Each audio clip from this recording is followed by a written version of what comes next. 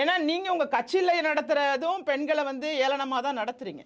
ரொம்பவே ஏளனமா. கவுன்சிலரே வெளிப்படையா சொல்றாங்க. மேயர்லாம் கையை பிடிச்சி இழுத்துல கையை பிடிச்சி இழுக்கிறது என்ன, மேலே காலை வச்சு மேலே ஏறி போறாருன்னு சொல்லி ஒரு அம்மா அழுதாங்க. நம்மளே பார்த்தோம். நம்ம கண்ணால கண்டதே அதிகம். மேயர் பிரியாவே அவங்க தவறா கையாண்டதை நம்ம வீடியோக்குள்ள பார்க்க முடியும். நிச்சயமாக அவங்கள அவமானப்படுத்தும் வகையில அவங்களுக்கு பாதுகாப்பு கொடுக்குற அந்த பதவிக்கு கூட மதிப்பு கொடுக்காம அவர்களுக்கு பாதுகாப்பு கொடுப்பது போல சென்றது எல்லாத்தையுமே நம்ம பார்த்தோம். அது மாதிரி அவங்களுக்கு என்ன தெரியுங்கிற மாதிரி அவங்களை ஏளனப்படுத்துறது. ஏன்னா ஒரு இவ்வளவு பெரிய மாநகராட்சிக்கு மேயருங்கிற ஒரு பதவியை நீங்களே கொடுத்துட்டு அவங்களுக்கு எதுவுமே தெரியாதுங்கிற பட்டத்தையும் கொடுக்குறீங்கன்னா நீங்க பெண்களை என்னவா பாக்குறீங்க? பதமைகளாக பாக்குறீங்க, ஒரு பொருளா பாக்குறீங்க. உங்களுடைய பார்வையில பெண்கள் அப்படிங்கிறவங்க ஒரு போக பொருளா தான் பார்க்கப்படுகிறார்களே தவிர எந்த இடத்திலையுமே பெண்களுக்கான மரியாதையை திமுக கொடுக்கவே இல்லை. எல்லா இடத்துலயுமே சொல்றேன். இந்த 1000 ரூபாயை கொடுத்துட்டு கூட ஓசி பஸ்ன்னு சொல்லி பேசுறாங்க. அதே மாதிரி அவருடைய மகன் துரைமுருகன் அவர்களுடைய மகன் என்ன பண்றாரு? பவுடர் போட்டுக்கிட்டீங்களா, ஃபேர் அண்ட் லவ்லி போட்டீங்களா, 1000 ரூபாய் வந்துச்சா அப்படின்னு சொல்லி விளிம்பு நிலையில இருக்கக்கூடிய பெண்களை கொச்சைப்படுத்துறாரு. இப்ப நம்ம விளிம்பு நிலையில உள்ளவங்க யாராச்சும் அவர் மனைவியை பார்த்து என்னம்மா பலபலன்னு இருக்கீங்க, உங்க வீட்டுக்காரர் எம்பியா இருக்காரான்னு கேட்க முடியுமா? கொள்ளையடிச்சாரான்னு கேட்க முடியுமா? கேட்க முடியாது இல்ல. அப்ப இது மாதிரியான போக்கு ஒரு அகங்கார போக்கு, அதிகாரத்துல இருக்கும் அப்படிங்கிறதுனால அகங்கார போக்குல ஒவ்வொரு இடத்துலையுமே திமுக செயல்படுது. குறிப்பாக தமிழக பெண்கள் தான் விழித்து கொள்ளணும். தமிழக பெண்கள் எந்த காலகட்டத்திலையுமே திமுகவிற்கு ஆதரவு கொடுக்க கூடாதுங்கிறது. ஏன்னா உங்களுக்கு 1000 ரூபாய் கொடுக்குறாங்கன்னா அது நம்மளோட வரிப்பணம் தான். இது அவர்களுடைய கட்சி பணம் கிடையாது. உங்க பணத்தை வாங்கி உங்களுக்கு நம்முடைய வரி பணம். அதுவும் இப்ப வரியெல்லாம் என்ன ஆயிடுச்சு? சொத்து வரி உயர்வு, மின்சார கட்டணம் 3வது முறையா உயர்வு, ஒவ்வொரு விலைவாசி பொருட்களோட விலைவாசி எவ்வளவு உயர்வு. இங்க நாம வாழ்வதற்கே பயந்துகிட்டு இருக்கக்கூடிய ஒரு சூழ்நிலை. முன்னாடி 10,000 போதுன்னா இன்னைக்கு 15,000 வேணும்.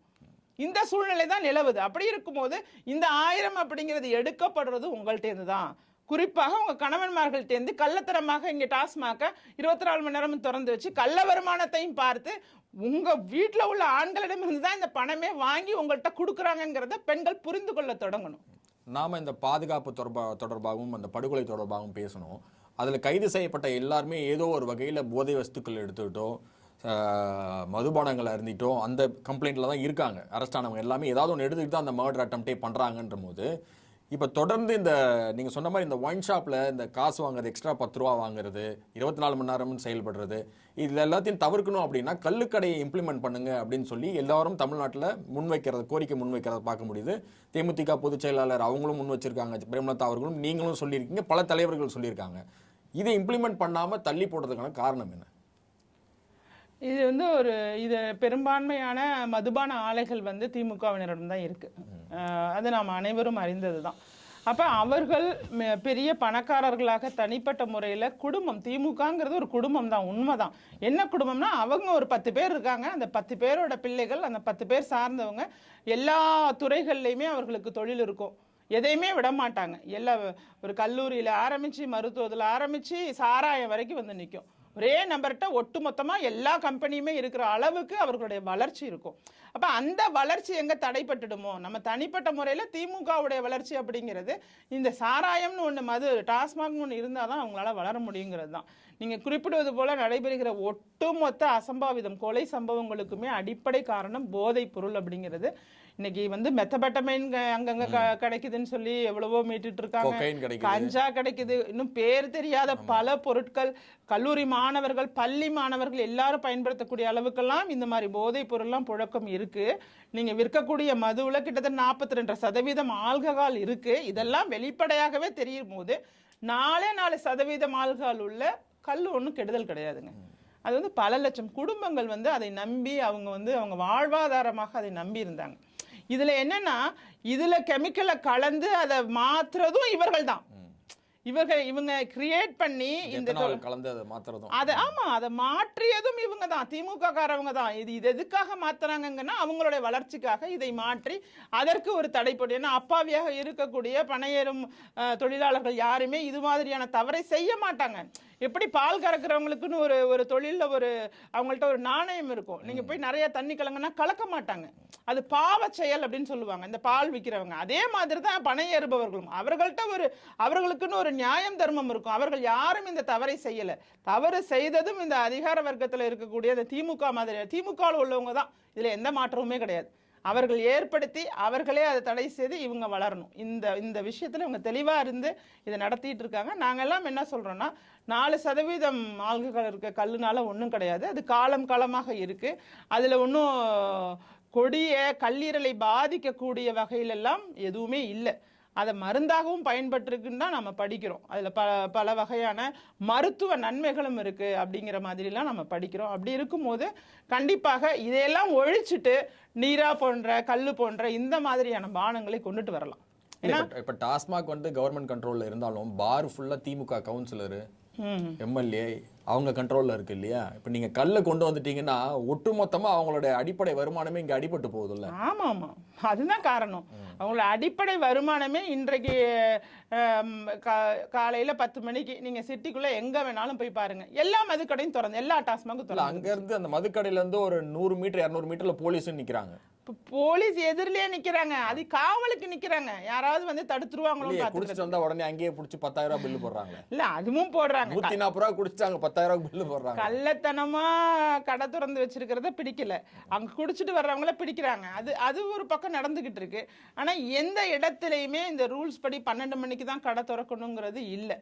அப்ப இந்த கள்ள வருமானம் அப்படிங்கிறது அந்த அங்க உள்ள பகுதி செயலாளர், மாவட்டம், வட்டம்னு இப்படியே சுத்தி எல்லாருக்குமான ஒரு மாமூல் தொகையா, காவல்துறை உட்பட அதற்கு மேல உள்ள மினிஸ்டர் வரைக்கும், அமைச்சர் உட்பட முதலமைச்சர் வரைக்குமே இந்த பணம் போகுது. ஏன்னா இது சாதாரண வருமானம் கிடையாதுங்க. சாதாரண வருமானம் ஒரு பாட்டிலுக்கு 30 ரூபாய் 40 ரூபாய் அதிகமாக விற்கப்படுது. அந்த நேரம் அல்லாத நேரத்தில் 12 மணிக்கு முன்னதாக விற்கப்படுகிற மதுவோட விலை வந்து 30 ரூபாயிலிருந்து 40 ரூபாய் அதிகமாக. நார்மல் டைம்ல 10 ரூபாய் 20 ரூபாய் கூட வச்சு விற்கிறாங்க. ஆனா கள்ளத்தனமான நேரத்தில் வந்து விற்கும் போது இன்னும் அதிகமாக வச்சு விற்கிறாங்க. இந்த வருமானம் எங்க போகும்? ஒட்டு மொத்தமாக இதை வைத்து தான் இவங்க அரசியலே ஓட்டிட்டு இருக்க மாதிரியான ஒரு சூழ்நிலையை உருவாக்கி வச்சிருக்காங்க. கல் வந்துருச்சுன்னா இது அடிபடும் தான். அப்படிப்பட்ட கல்லை வர வைப்பாங்களா அப்படிங்கிறது தெரியல. ஆனால் வர வைக்க வேண்டும். இதெல்லாத்தையும் ஒழிச்சிருங்க. வேண்டாம் டாஸ்மாக். எல்லாருமே சொல்றாங்களே டாஸ்மாக் வேண்டாம். இன்னைக்கு பள்ளிக்கூடத்தில் கோயம்புத்தூர்ல ஒரு பள்ளியில 11ஆம் வகுப்பு மாணவன் கிளாஸ்ல உட்காந்து மது குடிக்கிறாங்கிற ஒரு காட்சியை பார்த்துட்டோம்னா எப்படி இருக்கு? பெற்றவர்கள்லாம் பிள்ளைகளை இனிமேல் பள்ளிக்கு எப்படி அனுப்ப முடியும்? நாம் ஏதோ இப்போ நினைக்கிறோம், பள்ளிக்கூடத்திலேயே மது வந்துருச்சு அப்படின்னா எந்த மாதிரி சூழ்நிலையில் இருக்கும்? அடிச்சு உடச்சிருவோமான்னு தான் இருக்கு. எல்லா கடைகளையுமே அடிச்சு உடச்சிருவோமா அப்படிங்கிற ஒரு கோபம் எனக்குள்ளெல்லாம் இருந்துட்டு இருக்கு. இது அரசாங்கத்திட்ட ஒரு துளி கூட இல்லை. அவர் என்ன, முத்துசாமி அவர்கள் என்ன பேசினாரு? காலையில் குடிக்கிறாங்களா அவங்களுக்கு குடிகாரன்னு கூட சொல்லாதீங்க, எனக்கு கஷ்டமா இருக்குங்கிறார். அப்ப அவர்கள் யாரு? குடிக்க வைக்க வேண்டும். குடிக்க வச்சாதான் உங்களுக்கு ஓட்டு விடும். உங்களுக்கு தேவை வாக்கு வங்கி அரசியல் மட்டும்தான். அவன் குடும்பம் கல்லீரலால பாதிச்சு அவன் செத்து போனா அவங்க மனைவி படுற கஷ்டமும் குழந்தைகள் படுற கஷ்டமும் நடு ரோட்ல நிக்கிறதும் உங்க கண்ணுக்கு தெரியாது. 10 லட்ச ரூபாய் கொடுப்பாங்க. இல்ல நடு ரோட்ல நிக்க தெரியாது. அதே மாதிரி கள்ளச்சாராயத்தை வாங்கி குடிச்சிருவங்களுக்கு 10 லட்ச ரூபாய் கொடுக்குறீங்க. யார்? வரி பணத்துல இருந்து. இன்னும் திமுகவோட கட்சி பணத்துல இருந்து கொடுக்கல. உங்க நம்ம மக்களுடைய வரிப்பணம், அப்பாவி மக்களுடைய வரிப்பணத்துல இருந்து எடுத்து 10 லட்ச ரூபாய் கொடுக்குறீங்க. நீங்க ஆதரவாக மது குடிப்பவர்களுக்கும் கள்ளச்சாராயம் குடிப்பவர்களுக்கும் ஆதரவாக எந்த அளவுக்கு நடந்துக்க முடியுமோ அப்ப நாங்க யாராவது கேள்வி கேட்டா 2016 நாங்க மதுவிலக்கு குறித்து பேசியிருந்தோம், எங்களை தோற்கடிச்சிட்டாங்க அப்படின்னு ஒரு பதில் சொல்றாங்களே, இது எவ்வளவு ஒரு மோசமான பதில்! எவ்வளவு மோசமான பதில்! நீங்க யாருக்காக அரசியல் செய்றீங்க? மக்களுக்காக அரசியல் செய்யறவங்களால இப்படி ஒரு வசனத்தையோ ஒரு விஷயத்தை சொல்ல முடியுமா? எதை கேட்டாலும் ஒரு மெத்தன போக்கோட பதில். இன்னைக்கு கனிமொழி அவர்கள் பேசினாங்க, இளம் விதவைகள் அதிகமாக இருக்கக்கூடிய மாநிலமாக தமிழ்நாடு இருக்குன்னாங்க. இன்னைக்கு எல்லா பத்திரிகையாளரும் கேள்வி கேட்க வந்தாலே ஓட்டம் எடுத்துடுறாங்க. அந்த இடத்தை விட்டு எனக்கு வேலை இருக்கு. கள்ளக்குறிச்சி தொடர்பாக எந்த பதிலும் கொடுக்கல. கள்ளக்குறிச்சிக்கும் கொடுக்க மாட்டாங்க. நீங்க நார்மல் டாஸ்மாக் பத்தியும் பேச மாட்டாங்க. அவர்கள் எது பற்றியுமே, மதுன்னு சொன்னாலே அவங்களுக்கு பயம் வந்துட்டு. ஏன்னா அன்னைக்கு நாம பேசணுமே அப்படி. இன்றைக்கு ஏதாவது ஒன்று பேச சொல்லுங்க. இந்த மாதிரி கள்ளத்தனமா பார் திறந்துருக்கணும், அல்லது பார் லைசன்ஸ் இல்லாம நடக்குதுன்னோ, வேறு என்னென்ன பார் விஷயத்துல எவ்வளவு பிரச்சனைகள் இருக்கு. இன்று மதுவோட தரம் குறைந்து விட்டது. இது குறித்து ஆமா, தரம் குறைஞ்சிட்டு இன்னைக்கு மதுவுல இருந்து விடுபடணும்னு நினைச்சா கூட அதுல இருந்து விடுபட முடியாம பலர் வேதனைப்படுறாங்க. அதுல என்ன கலக்குறாங்கன்னு தெரியல, எங்களால அதுல இருந்து வெளியில வர முடியல. குடி நோயாளிகள் அதிகமானது இந்த 2 வருஷத்துல. இது எல்லாமே சர்வே சொல்லுது. குடிக்கிறவங்களே கேட்டகரி இருக்காங்க. அந்த Data இருக்கு. கேட்டகரியில இது குடி நோயாளிகள்னா 24 மணி நேரமும் குடிக்க வேண்டும்ங்கிறத தவிர அவர்களுக்கு வேற எந்த எண்ணமும் இருக்காது. விடிய காலம் குடிப்பாங்க, நைட்டு குடிப்பாங்க, மதியம் குடிப்பாங்க, பகல் எப்போதுமே அந்த போதையிலேயே இருக்கணுங்கிற ஒரு எண்ணம் உடையவர்களாக இன்று பெரும்பான்மையானவர்கள் மாற்றப்பட்டுட்டாங்க. பல்வேறு குடும்பங்கள் பாதிக்கப்பட்டுட்டு நிச்சயமா 2026ல் திமுகவுக்கு ஒரு சரியான அடி விழுந்துரும். அது பெண்களாலே விழுகும். நான் முழுமையா சொல்றேன். நாங்களாம் இருக்கோம், இதை கொண்டுட்டு போய் மக்கள் மத்தியில கண்டிப்பா சேர்ப்போம். நீங்க செய்யற அநியாயமும் அக்கிரமமும் மக்களுக்கு எதிரானதாக தான் இருக்கு. நேற்று கூட பார்த்தா சென்னை மாநகராட்சியில் அந்த தொழில் வரியெல்லாம் அதிகமாக்குனது எல்லாமே ஒரு சின்ன இடத்துல அதுவும் 21,000லேருந்து 60,000 வரைக்கும் 6 மாத கால வருவாய் இருந்ததுன்னா அவர்களுக்கு மட்டும் அதிகமாக்குனது. பெரிய பணக்காரர்களுக்கெல்லாம் நீங்க வந்து சிவப்பு கம்பளம் போட்டு அவர்களை வளர்த்து விட்டு அவர்கள் கூட ஏன்னா நீங்க அப்படி உங்க கட்சியை சார்ந்தவர்கள்லாம் பெரிய தொழில் செய்கிறவங்க. நீங்க சிறிய தொழில் டீ கடை வச்சிருக்கோங்க, முடி திருத்துற கடை வச்சிருக்கோங்க, இது மாதிரி சிறிய தொழில் வைக்கிறதுக்கு உள்ளவங்களை எல்லாம் பாதிக்கும் வகையில் என்னென்ன கொண்டுட்டு வர முடியுமோ அதையெல்லாம் கொண்டுட்டு வந்துட்டு இருக்காங்க. இதுதான் திமுக ஒரு நமக்கு வந்து இப்போ ஒரு பெரிய ஒரு சாபமா அமைஞ்சிடுச்சு தமிழக மக்களுக்கு. ஓகே, இந்த டாஸ்மாக் எவ்வளவு ஒரு பிரச்சனையா இருக்கோ அதற்கு ஈக்குவலாக இப்போ இந்த மின்கட்டண உயர்வும் பார்த்தீங்கன்னா மக்கள் மத்தியில் மிகப்பெரிய அதிருப்தியை ஏற்படுத்தியிருக்குன்னு தான் சொல்லணும். ஈவன் ஒரு லோயர் மிடில் கிளாஸ் ஃபேமிலியிலேருந்து ஒரு அப்பர் மிடில் கிளாஸ் ஃபேமிலி வரைக்கும் இந்த எலக்ட்ரிசிட்டி பில் அப்படிங்கிறது இப்போ அவங்க எதிர்க்கட்சியாக இருக்கும்போது வீட்டு வாசலில் நின்று போர்டு பிடிச்சி இதுக்காக போராட்டம் நடத்தினார் முதல்வர் மு க ஸ்டாலின்.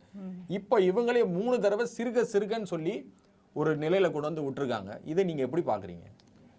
இவங்களுக்கு வந்து தேர்தல் வரைக்கும் வெயிட் பண்ணாங்க பாருங்க, அதுவே ஒரு மிக மோசமான அரசியல் தான். அதாவது 2024 மக்களவை தேர்தல் 24 மக்களவை தேர்தலுக்கும் காத்திருந்தாங்க. இடைத்தேர்தல் விக்கிரவாண்டி இடைத்தேர்தல் வர்ற வரைக்குமே காத்திருந்தாங்க. இந்த அறிவிப்பை கொடுக்கல. அப்பனா அவர்கள் செய்யக்கூடிய அட்டூழியம் என்பது அவங்களுக்கே தெரிஞ்சிருக்கு. இதை மக்கள் புரிஞ்சுக்கணும். மக்கள் வந்து கோவப்படுவாங்க. நாம மக்கள் மேல திணிக்கிறோம். நீங்க உண்மைதான் ஏத்தணுங்கிறது உண்மைன்னா நீங்க உங்களோட பட்ஜெட்ல போட்டு அரசாங்கம் ஏத்துக்குங்கிறேன். அதையே மக்கள் மேல வைக்கணும். மக்கள் தலையில வைக்காம உங்களுக்கு ஏன்னா இது மாதிரியெல்லாம் நடந்திருக்கு. ஏற்கனவே ஆட்சியாளர்கள் மக்கள் மீது வேண்டாம், மக்களுக்கு விலை உயர்வையோ மின்சார கட்டண உயர்வையோ கொடுக்கக்கூடாதுன்னு சொல்லி எத்தனையோ இடத்துல மாறி நடந்திருக்காங்க. ஆனால் திமுக பொறுத்த வரைக்கும் எந்த இடத்துலையுமே மக்கள் பற்றி கவலைப்படுறதில்லை. ஆவின் பால் உயர்வு எடுத்துக்குங்க, பச்சை குழந்தைகள் கொடுக்கக்கூடிய ஆவின் பாலை கூட டக்குன்னு ஒரு 12 ரூபாய் உயர்த்தினாங்க. இதையெல்லாம் நம்ம கண்கூடாக தான் பார்த்துட்டு இருக்கோம். இன்றைய அளவில் ஒவ்வொரு இடத்துலையுமே மக்களை பற்றி எந்த கவலையும் இல்லாமல் ஆட்சி நடக்குதுன்னா அது தமிழ்நாட்டில் மட்டும்தாங்க நடக்கும். இல்லை, இவங்க பல பிரச்சனைக்கு சென்ட்ரல் கவர்மெண்ட் மேலே பழி போடுறாங்களே, அதை நீங்கள் எப்படி பார்க்குறீங்க? இல்லை, இவர்களுடைய அரசியல் இவங்கள்ட்ட வேற எதுவுமே கிடையாது. இவர்களை பொறுத்த வரைக்கும் பாஜக பெயரை சொல்லி தான் இவங்க அரசியல். இல்லை, அங்கே 40 எம்எல்ஏஸ் இருக்காங்க இல்லையா, அதனால இந்த கேள்வி கேட்குறேன். இல்லை, அதை தான் நான் சொல்ல வர்றேன். பாஜகன்னு சொல்லி தான் இவங்களால வந்து அரசியலே இங்கே பண்ண முடியும். இன்னைக்கு இருக்கிற நிலையில சனாதன எதிர்ப்பு வேற எதுவுமே இல்லை இவங்க. ஏன்னா தேர்தல் நடந்தது, 24 மக்களவை தேர்தல் நடந்தது. அந்த தேர்தல் பிரச்சாரத்திலேயே இந்த ஒரு 2.5 வருஷமா நாங்கள் என்னென்ன செய்தோம் என்று சொல்லி ஓட்டே கேட்கல. இவங்க பேசுனது எல்லாமே அந்த கல்லை தூக்கி வச்சுக்கிட்டு அரசியல் பண்ற மாதிரி பேசுறது எல்லாமே கிண்டல், கேலி, நக்கல், நையாண்டி இதை தான் பேசுனாங்களே தவிர தன்னுடைய ஆட்சி காலத்தில் நடத்தப்பட்ட சாதனைகளாக எதையாவது பேசி, ஏன்னா பேச முடியல. அங்கே போய் 1000 ரூபாய் நியாயத்தை வந்து அங்கே 10 பேர் 20 பேர் கூச்சலிடுறாங்க, எங்களுக்கு வரல எங்களுக்கு வரலன்னு.